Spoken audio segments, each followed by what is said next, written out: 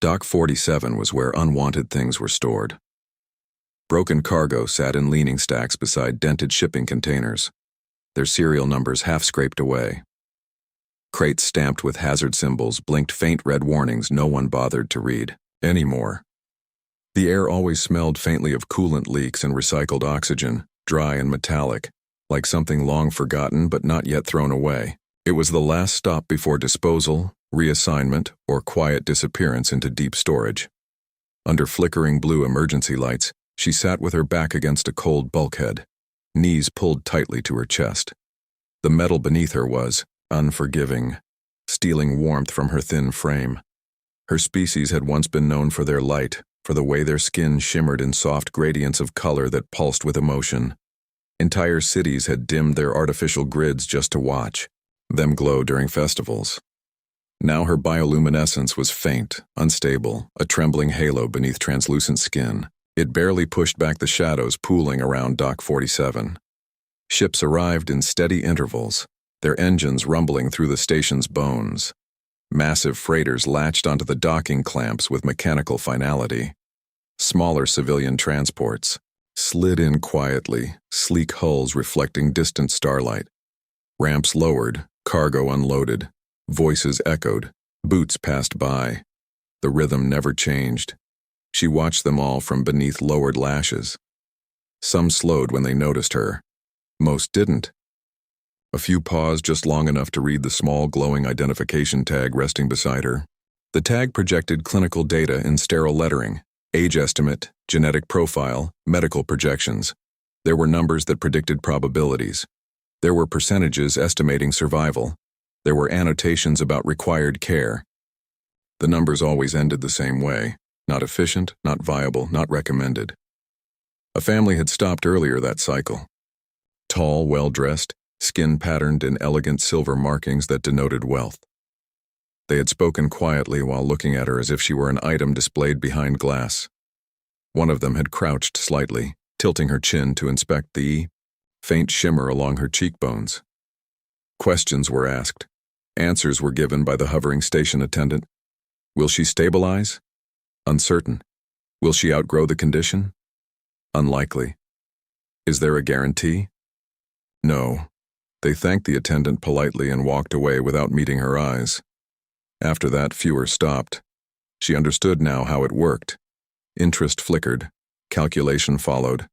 Risk outweighed reward. Movement resumed. The blue emergency.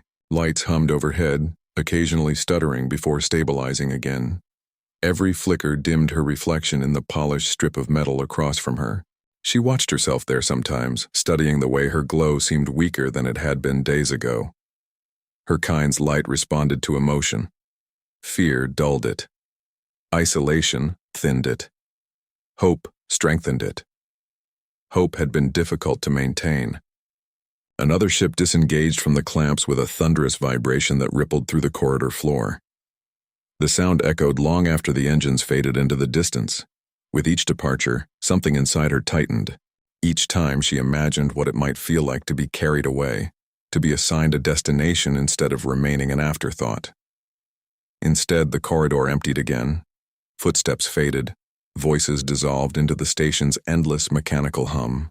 She pressed her forehead against her knees and wrapped her arms tighter, as if making herself smaller might make the waiting hurt less.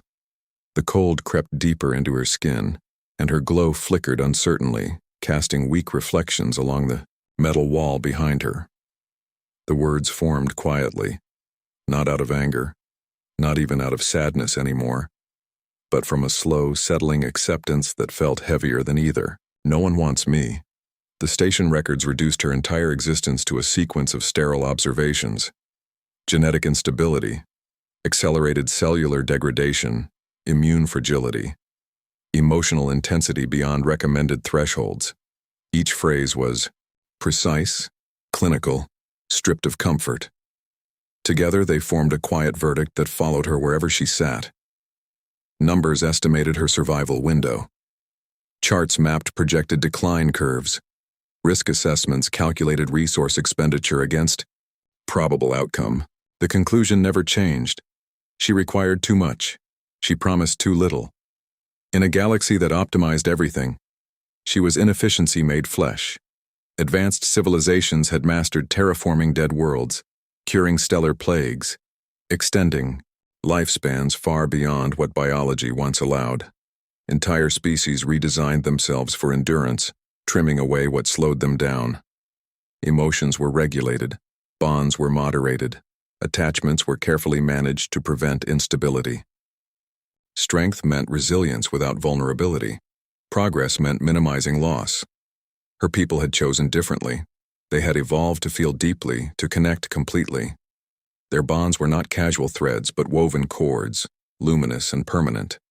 When they loved, their skin brightened in radiant waves visible across city skylines. When they grieved, their glow dimmed collectively, entire districts softening into muted blues. It was beautiful. It was powerful. It was also dangerous in a universe that demanded detachment. Fragile species rarely survived expansion. The collapse of her homeworld's protective atmosphere had scattered her kind across trade routes and refugee corridors. Many had adapted poorly to alien suns and foreign microbes. Their bodies required careful calibration of temperature, light frequency, nutrient composition. The cost of maintaining them was always slightly higher than maintaining others. Slightly more inconvenient, slightly more uncertain, slightly too much. So they were categorized. Those with stable markers were relocated first. Those with strong immune projections were sponsored by wealthy systems seeking cultural diversity. The rest were processed through temporary stations like Dock 47, where probabilities determined priority. Her file glowed faintly in the station's adoption registry. Low survival projection. High emotional dependency. Bond permanence risk. Emotional dependency. The phrase lingered like a flaw. She did not fully understand the accusation, only that it explained the careful distance others maintained. When prospective guardians approached, they kept their posture reserved. Their questions remained practical. They never extended a hand unless the outcome was already guaranteed. No one wanted to initiate a bond that statistics suggested would end in loss. No one wanted to carry grief that could have been avoided by choosing differently. In quiet moments, she replayed fragments of memory from before the evacuation. A city of soft lights, warm hands guiding her through glowing streets, laughter that resonated in harmonic pulses across balconies. Her glow had once been steady, strong, enough to blend seamlessly into the collective shimmer of her people. There had been no thought of efficiency then, no calculations measuring worth. Now she measured herself the way the registry did. How long could she endure standard atmospheric pressure? How many cycles before symptoms worsened? How much nourishment did she require compared to the average juvenile of another species? Each answer felt like subtraction. Around her, Dock 47 continued its indifferent rhythm. Cargo drones hovered past, scanning inventory. Station attendants reviewed manifests through transparent screens. Families evaluated candidates with subtle glances and quiet consultations. Every decision seemed guided by equations invisible yet absolute. She drew her knees closer and focused on regulating her breathing the way medical attendants had taught her. Emotional spikes accelerated decline, they had explained gently. Calmness preserved stability. Hope, however, was harder to categorize. It rose unbidden whenever footsteps slowed nearby, whenever shadows paused within her peripheral vision. Then, the footsteps would move on, and the faint surge of brightness beneath her skin would dim again. In a system governed by projections and percentages, she was an anomaly no one wished to gamble on. And so she remained where inefficiencies waited. The shuttle did not glide into Dock 47 with the polished silence of Alliance craft. It arrived with a vibration that rattled loose panels and sent a tremor through the metal floor. Its hull was scarred, paint worn thin along the edges, scorch, marks tracing old encounters with debris or worse. Functional lights blinked in practical sequences rather than elegant patterns. It looked less like a statement of prestige and more like something built to endure. The docking clamps locked with a heavy metallic snap that echoed down the corridor. Conversations nearby shifted in tone. A few station workers glanced toward the viewing panels, curiosity flickering across their expressions before being quickly masked. The ship's design was unmistakable even to those who had never traveled near human territory. Angular plating, reinforced seams, no unnecessary ornamentation. Humans were not frequent visitors this deep within Alliance-controlled space. They traded, certainly. They negotiated when it benefited them. But they rarely participated in relocation programs or interspecies adoption initiatives. Their reputation leaned toward exploration, conflict response, frontier settlement. Durable, adaptive, unpredictable. The ramp extended with a hydraulic hiss. For a moment, nothing happened. The hum of Dock 47 filled the pause, steady and indifferent. Then a figure appeared at the top of the ramp, silhouetted against the shuttle's interior lights. Broad-shouldered, encased in dark armor that bore the quiet evidence of use rather than ceremony. The armor was not gleaming, it was practical. Reinforced at joints, scuffed along the forearms and chest. Boots struck metal as the figure descended. Each step carried weight, not rushed, not hesitant. The sound traveled clearly along the corridor, a measured rhythm distinct from the lighter footfalls of station staff. It did not echo with arrogance or urgency. It simply announced presence. Heads turned briefly. A merchant paused mid-conversation. A pair of attendants exchanged a glance. The data pads hovering near Dock 47 flickered as their sensors registered a new arrival, updating visitor logs automatically. She felt the vibration before she consciously registered the sound. A subtle tremor through the bulkhead against her back, through the floor beneath her curled legs. Her glow reacted faintly, a reflexive flicker beneath her skin. She kept her gaze lowered, tracing the faint seam lines in the metal at her feet. Experience had taught her that attention rarely ended well. The boots drew closer. They did not slow when passing the other waiting juveniles stationed further down the corridor. They did not detour toward the registry kiosk where most prospective adopters began their inquiries. Instead, the sound followed a direct line, steady and unbroken.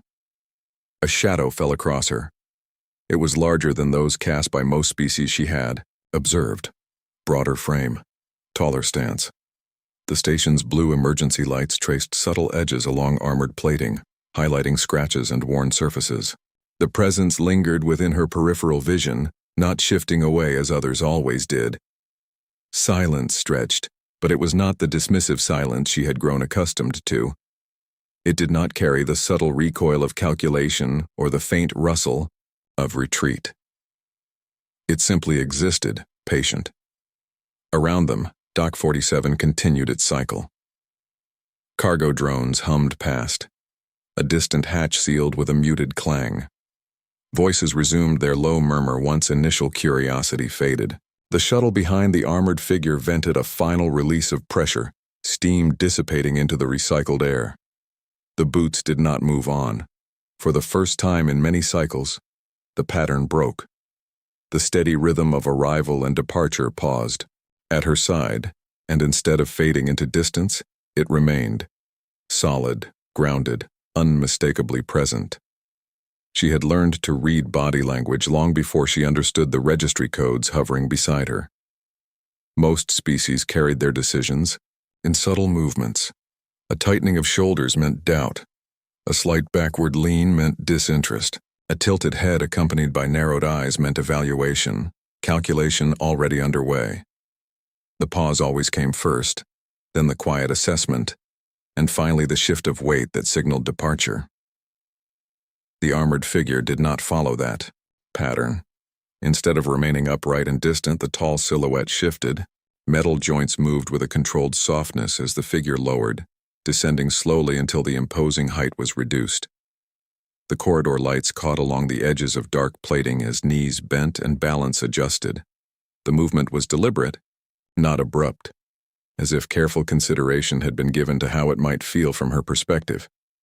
The shadow changed shape. No longer looming, it settled at her level.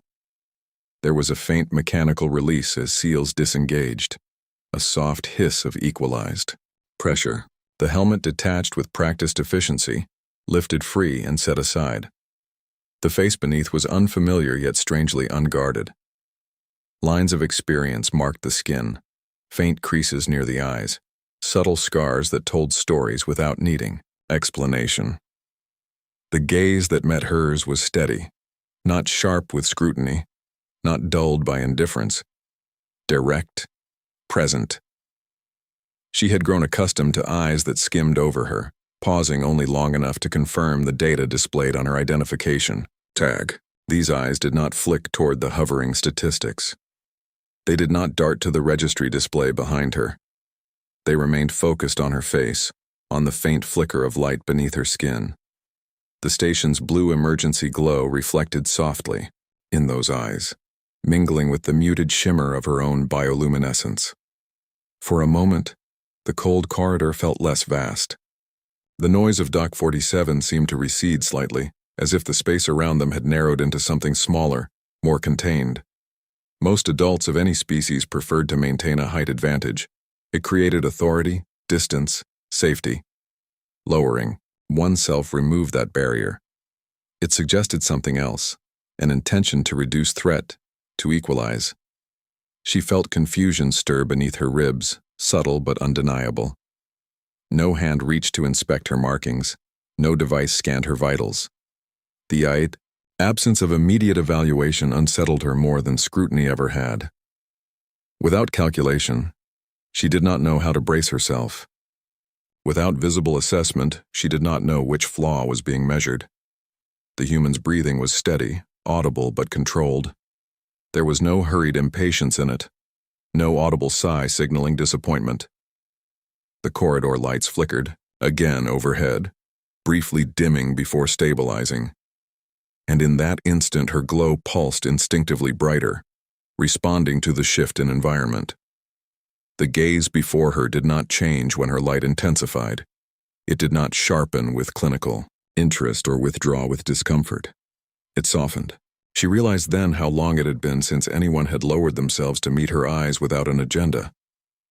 Most interactions began with standing over her, speaking around her, deciding for her, being seen directly, without height or hierarchy. Distorting the exchange felt unfamiliar, unsettling, and impossibly fragile. The metal floor was still cold beneath her legs. The distant hum of engines still vibrated through the station walls. Dock 47 had not changed. The registry still labeled her with the same unforgiving projections. Yet in that small shift of posture, in that quiet choice to kneel rather than tower, something in the pattern of her waiting fractured.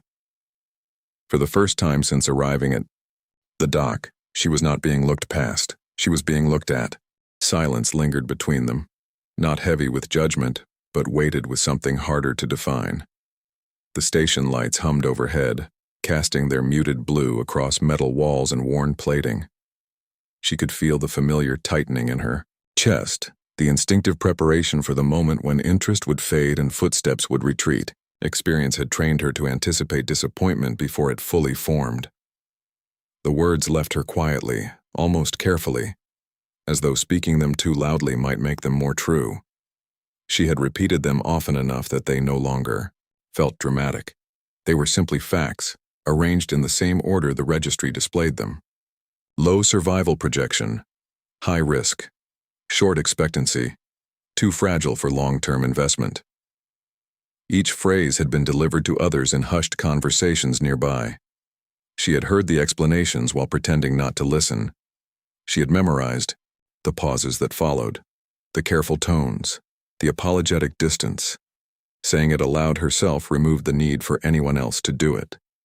The corridor seemed to absorb the confession. Dock 47 continued its rhythm without interruption. A cargo drone drifted past carrying sealed containers stamped with transit codes. Somewhere further down the hall, a hatch sealed with a dull metallic thud.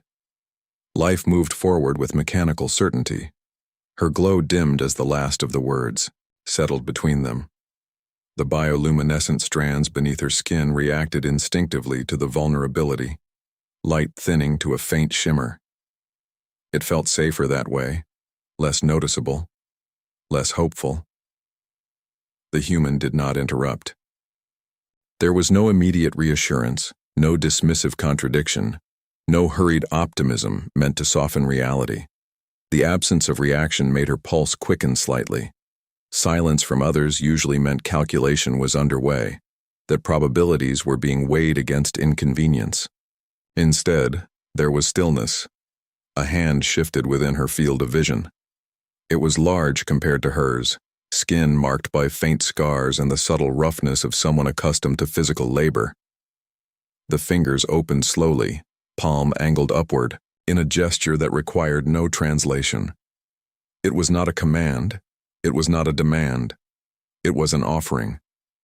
Warmth radiated faintly from the exposed skin, a contrast to the chilled metal floor pressing against her legs. Humans were known for their higher body temperatures. She had read it once in a data file while idly studying species differences to pass the time. The warmth seemed almost visible now, a quiet promise of heat against the cold corridor air. Her instincts pulled in opposite directions.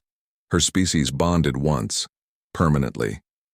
The first sustained physical connection could anchor emotional pathways, in ways that could not be undone. If the bond fractured, the damage would not simply fade, it would scar.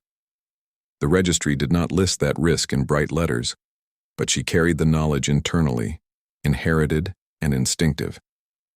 The hand remained steady. It did not waver when she hesitated. It did not withdraw when she failed to respond immediately.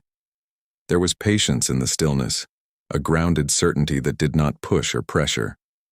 The station lights flickered again, briefly dimming the corridor before stabilizing. In that dim moment, her glow reacted unpredictably, a faint pulse escaping despite her effort to contain it. The light brushed against the offered hand, reflecting softly across human skin. Her heart beat faster, fragile ribs tightening around it. Rejection would hurt. That was certain. But so would endless waiting, slowly, cautiously. Her fingers unfolded from around her knees. The movement felt enormous despite its smallness. Each centimeter closed the distance between fear and possibility. The hand did not move closer to meet hers. It waited. Her fingers hovered inches from the offered hand, trembling not from weakness alone but from the weight of consequence. Contact was never casual for her kind. Touch was language, promise, permanence. Even the lightest brush of skin carried meaning that echoed long after the moment passed. She had been taught that bonds were sacred, that once woven they could not simply be untangled without tearing something essential. The human hand remained open, palm upward, steady as reinforced steel. Scars traced faint lines across the knuckles and along the base of the thumb, pale against warmer skin. They were not decorative marks or ceremonial etchings. They were the quiet record of survival. Each one suggested endurance rather than fragility. Each one whispered of battles faced and storms weathered. The hand did not look delicate, it looked dependable. Dock 47 continued to hum around them, indifferent to the fragile turning point unfolding against its cold walls. Footsteps echoed in the distance. A transport clamp disengaged somewhere down the corridor with a sharp metallic crack. The air carried the faint scent of ionized fuel and recycled oxygen. Nothing in the station paused for her decision. Her glow flickered erratically beneath translucent skin, betraying the storm of emotion she struggled to contain. Fear dimmed it. Hope brightened it. The two forces collided in uneven pulses of light that danced faintly across the human's palm. If he withdrew after contact, the bond would scar. If he left once the novelty faded, the break would hollow her from within. If his species proved too harsh, too incompatible, the strain could shorten what little time the registry had already predicted. The risk was immense, but the waiting had its own cruelty. The corridor floor pressed cold against her bare legs. She could feel the chill seeping deeper, settling into bone. She had been small for so long, curled inward to conserve warmth and expectation. The offered hand represented heat, movement, change. It also represented trust. Her fingertips brushed the air just above his skin, close enough to sense the warmth, radiating upward. Humans ran hotter than most known species. The difference felt almost startling. The heat did not scorch. It invited. The hand did not advance to close the gap. It did not retreat to relieve her of decision. It existed in quiet patience, offering stability without demand. A memory surfaced unbidden. Soft, glowing hands guiding her across illuminated streets, on a distant world that no longer held her people. The warmth of collective light, the safety of shared presence. That memory hurt, but it also reminded her what connection felt like. Isolation had not protected her. It had only prolonged the ache. Slowly, carefully, she lowered her hand the final fraction of distance. Skin met skin. The contact was immediate and undeniable. Warmth enveloped her fingers, spreading upward in a steady wave that contrasted sharply with the corridor's cold. The human's grip did not tighten abruptly. It closed gently, fingers curling around hers with deliberate care, as though aware of the fragility contained within her small frame. There was strength in the hold, but it was controlled strength. Her glow reacted instinctively, brightening in a soft surge that spilled across both their hands. Light traced along human knuckles, reflecting faintly against worn armor plates nearby. The pulse steadied rather than spiking, responding to the constant heat anchoring it. The grip did not shake. It did not hesitate. It held. For the first time since Dock 47 had become her world, the cold receded slightly from her bones. The emptiness that had stretched endlessly before her narrowed into something tangible and immediate. She was no longer waiting alone in the dark. Someone was holding on. The shift in atmosphere was subtle at first, a tightening ripple that moved through Dock 47 like a change in pressure before a storm. Station personnel were trained to notice irregularities, and a human kneeling beside registered non-viable cargo, qualified as 1. Sensors updated. Registry alerts flickered softly across administrative panels. Somewhere behind a transparent display screen, a notification requested confirmation of intent. Bootsteps approached with sharper cadence than before, precise and authoritative. The rhythm carried regulation in its stride. Fabric rustled. A datapad emitted a faint chime as it synchronized with the dock's central system. The interruption was not loud, but it was deliberate. Her fingers instinctively tightened around the human's hand. The warmth remained steady. A uniformed official stopped a measured distance away, posture rigid, insignia gleaming faintly under the emergency lights. The gaze that fell upon her was not cruel. It was procedural, detached, trained to separate sympathy from function. The official's eyes shifted to the linked hands, then to the registry projection hovering beside her, where red probability markers pulsed quietly. The designation remained unchanged, non-viable. Low survival expectancy, resource-intensive. Dock 47 did not specialize in exceptions. The official's voice carried the crisp tone of policy recitation, the kind memorized to avoid ambiguity. Regulations prohibited unauthorized transfer of high-risk biological dependents without medical clearance. Human vessels were not rated for her species' atmospheric calibration. Liability agreements had not been initiated. Risk assessment forms had not been filed. The words layered over one another like barriers. She felt the old familiar chill, return, creeping up her spine. The glow beneath her skin flickered uncertainly, responding to rising anxiety. This was the moment that usually ended in withdrawal. Authority intervened, interest dissolved, probability won. The human rose smoothly to full height without releasing her hand. The movement was fluid, controlled, armor plates shifting with muted precision. Even standing, the grip did not loosen. Instead, her smaller frame was drawn slightly closer, not possessively, but protectively, creating a subtle barrier between her and the official's line of approach. The height difference reasserted itself, but now it felt different. She was no longer alone at eye level with authority. She stood behind something solid. The official's expression sharpened, not with anger, but with incredulity. Human adoption. Requests in this sector were statistically insignificant. High-risk candidates were almost never selected for interstellar relocation, particularly by species known for frontier conflict rather than medical specialization. Datapad screens flickered as new calculations populated. projected mortality during transit, projected medical expenditure, projected emotional destabilization. Her species' tendency toward permanent bonding was noted in smaller script, flagged, as potential psychological hazard should separation occur prematurely. The corridor seemed narrower now, tension compressing the space between metal walls. Nearby workers pretended not to watch, though their attention lingered. Dock 47 had seen many departures. It had seen many rejections. It had rarely witnessed confrontation over someone categorized as inefficient. The human's posture did not waver. No defensive aggression radiated from the stance. No escalation in breathing. Just an immovable steadiness that contrasted sharply with the official's procedural insistence. Armor caught the blue light in hard lines, but the hand wrapped around hers remained warm, grounding. Regulations cited survival rates. The human presence countered with something less quantifiable: commitment. The official hesitated, recalculating not just numbers but resolve. Humans had a reputation for persistence once a decision crystallized. They did not retreat easily from chosen paths.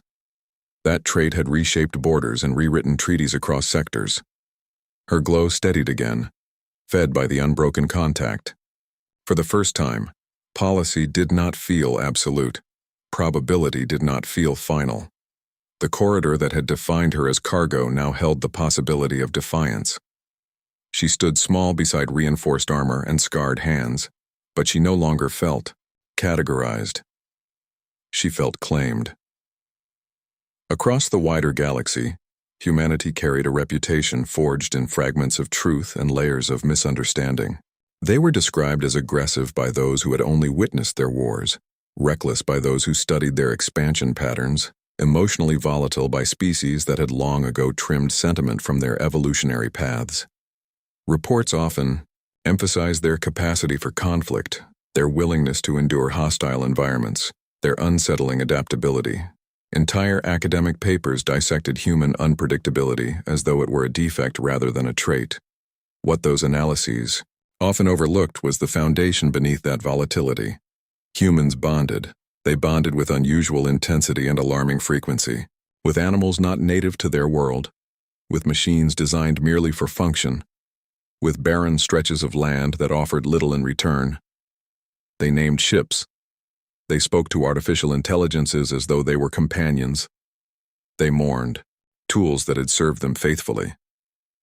Their attachment mechanisms did not discriminate according to efficiency charts. It puzzled more detached civilizations. Most advanced species had refined emotional restraint into cultural virtue.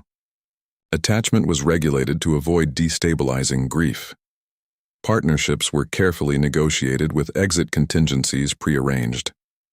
Dependents were evaluated according to sustainability metrics. Emotional investment was measured and distributed strategically. Humans did not distribute strategically. They committed.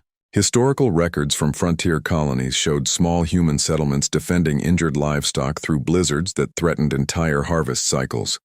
Expedition logs revealed crew members risking lives to retrieve malfunctioning probes because they refused to abandon something they had sent out alone.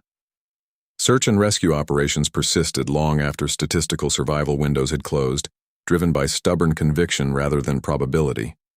The galaxy interpreted these behaviors as inefficiency. Humans interpreted them as responsibility. In interspecies forums, diplomats often struggled to explain the depth of human attachment. The word family appeared frequently in translation, transcripts, though its definition expanded far beyond blood relation. Family could mean comrades forged in battle. It could mean strangers taken in after disaster. It could mean creatures incapable of speech but capable of loyalty. The boundaries were fluid, defined less by biology and more by choice. Once chosen, however, the designation rarely dissolved. That was the trait most underestimated. A human's initial decision might seem impulsive to outside observers, but once made, it calcified into something remarkably durable. Retreat was possible, but uncommon. Abandonment of those considered under protection carried a social stigma, strong enough to reshape entire communities. Stories of guardianship, sacrifice, and stubborn devotion permeated their cultural media, passed down as moral anchors. In Doc 47, those abstract tendencies manifested in simple physical reality. A hand that did not release. A stance that did not yield to policy recitation. A gaze that did not flicker toward easier options. The officials' calculations accounted for atmospheric compatibility and medical cost projections. They did not account for human tenacity once attachment formed. They did not quantify the probability that a human would redesign an entire life to accommodate a dependent deemed fragile by others. Her species bonded once, permanently. Humans bonded repeatedly, fiercely, and without regard for statistical comfort. The intersection of those two tendencies created something neither registry algorithms nor policy manuals had prepared for. What the galaxy labeled reckless, humans often labeled loyalty. What others considered inefficient, humans considered worth the effort. Under the cold blue lights of Doc 47, that difference ceased to be theoretical. It became visible in the unbroken line of contact between scarred human fingers and fragile glowing skin, in the quiet refusal to step aside, in the unwavering certainty that some calculations were irrelevant. The galaxy saw risk. Humanity saw someone to protect.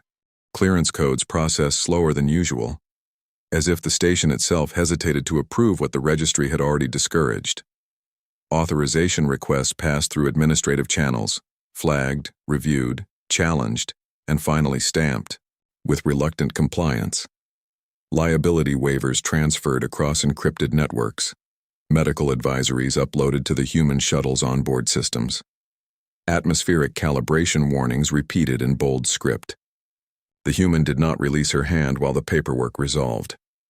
When final approval came, it arrived without ceremony. A soft chime from the official's datapad. A nod stiff with procedural resignation. The designation beside her name shifted, from non-viable cargo to transferred dependent. The change was only a line of code, but it altered the gravity of her existence. Doc 47 did not applaud. It returned to routine as efficiently as ever. The walk toward the shuttle felt longer than the distance required. Her steps were small, careful, unused to forward motion that promised more than relocation within the same corridor. The metal floor vibrated faintly beneath each footfall. The human's stride adjusted unconsciously, slowing to match her pace without comment, without impatience. The shuttle loomed ahead, its hull scarred but solid. Up close, the imperfections felt less like damage and more like history. Scratches overlapped older weld lines. Panels bore the subtle discoloration of atmospheric re-entry. It was not elegant, but it was resilient. The ramp extended with a familiar hydraulic sigh. Warm air drifted outward from the interior, carrying scents unfamiliar, yet not unpleasant. Metal, filtered air, faint traces of something organic and lived in. The temperature difference brushed against her skin, easing the chill that had settled into her bones at Dock 47. She hesitated at the threshold. Behind her, the station corridor stretched back into blue-lit indifference. Dock 47 would continue as it always had. Another child might occupy the same stretch of wall by next cycle. Another registry tag might flicker with similar probabilities. The thought pressed briefly against her chest, a quiet ache for those still waiting. The human's hand remained steady, not pulling, not urging, simply present. She stepped onto the ramp. Inside, the shuttle's interior was compact but orderly. Controls lined the cockpit in practical arrays. Storage compartments were secured with reinforced clasps. Seating was designed for efficiency rather than luxury. It was not vast like Alliance cruisers, but it felt enclosed in a way that suggested shelter rather than confinement. The ramp sealed behind them with a muted thud. Docking clamps disengaged. Through the small viewport, Dock 47 receded gradually, its harsh blue lights shrinking against the immense darkness of space. The station rotated slowly, indifferent to departures. She watched until the corridor where she had waited was no longer distinguishable from the rest of the metallic structure. The engines engaged with a low, powerful hum that vibrated through the floor beneath her feet. The sensation was different from the constant ambient tremor of the station. This vibration carried direction, intention. She sat in the co-pilot seat, feet barely reaching the edge. A jacket far too large for her small frame settled around her shoulders, heavy with retained warmth. The fabric brushed against her skin and she instinctively drew it closer. It smelled faintly of engine oil, recycled air, and something uniquely human. Subtle, grounding. Stars outside the viewport shifted as thrusters adjusted orientation. The question rose within her, fragile but insistent. Why? Why this choice? Why this risk? Why her? The human's hands moved confidently across the control panel, inputting navigation coordinates with practiced familiarity. There was no hesitation. In the movements, no sign of reconsideration. The trajectory plotted a course away from Alliance territory and toward a distant point marked simply as home. Her glow pulsed softly against the oversized sleeves. For the first time, departure did not feel like abandonment. It felt like beginning. The stars stretched into brilliant lines as the shuttle entered faster-than-light transit, starlight bending into luminous streams that painted the cockpit in shifting silver. The sudden acceleration pressed gently against her small frame, not painful, just unfamiliar. The engine settled into a deep, steady resonance that felt less like noise and more like a heartbeat echoing through reinforced walls. Dock 47 was gone. Alliance space receded behind layers of distance and velocity, shrinking into irrelevance. Ahead lay coordinates she had never seen on any registry display. Earth. The word carried no statistics in her memory, no survival projections attached to it. It existed only as a destination chosen without hesitation.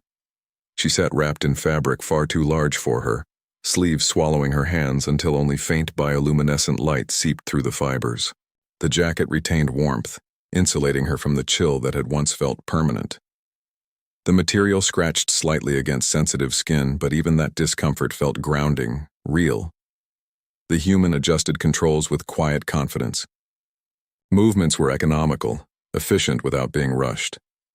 Every switch engaged with certainty. Every system check passed with calm acknowledgement. There was no trace of doubt in posture or breath. No second thoughts shadowed the trajectory locked into navigation. Her glow pulsed faintly in the dim cockpit lighting. Not the erratic flicker of fear. Not the thin shimmer of resignation. Something steadier. Outside the viewport, hyperspace currents rippled like luminous rivers, bending around the shuttle's hull in silent waves. The sight should have been overwhelming, yet within the enclosed cockpit it felt distant, almost peaceful. The vessel moved through chaos with deliberate stability, guided by hands that had likely steered through worse. She studied the human profile in the shifting light. Lines etched by experience. Focus without hardness. Strength without cruelty. The galaxy had described this species in terms of violence and unpredictability, but sitting beside one felt nothing, like standing near a threat. It felt like sitting near a wall that would not crumble. The question lingered inside her, delicate but persistent. Why choose something fragile? Why invest in uncertainty? Why carry risk across star systems? The answer did not arrive in grand speeches or dramatic declarations. It existed in action, in the unbroken contact earlier, in the refusal to step aside, in the course plotted without negotiation, because someone should. Her species bonded once. The connection was deep, irrevocable, luminous. She felt the early threads forming now, not as chains but as warmth spreading gradually through guarded spaces within her chest. It frightened her slightly, the permanence of it, yet the fear did not dominate. It coexisted with something stronger. Belonging. The engines maintained their steady rhythm. Environmental systems adjusted subtly to accommodate her biology, recalibrated manually rather than relying solely on automated presets. Small efforts, unnoticed by most but deliberate. Considered. She leaned slightly toward the warmth beside her, not fully resting, not fully surrendering weight, but allowing proximity. The human did not react with surprise or discomfort. The idea closeness was accepted as naturally as plotting a course. Hyperspace light reflected across her skin, and for the first time since her world had dimmed, her bioluminescence strengthened without strain. The glow expanded softly along her arms, illuminating the cockpit in gentle hues. It did not flicker. It shone. Ahead, beyond layers of stars and time, waited a planet she had never seen. Behind her, a dock where unwanted things were stored faded into memory. Between those 2 points sat a small shuttle carrying something the registry could never quantify. Not cargo, not risk, family.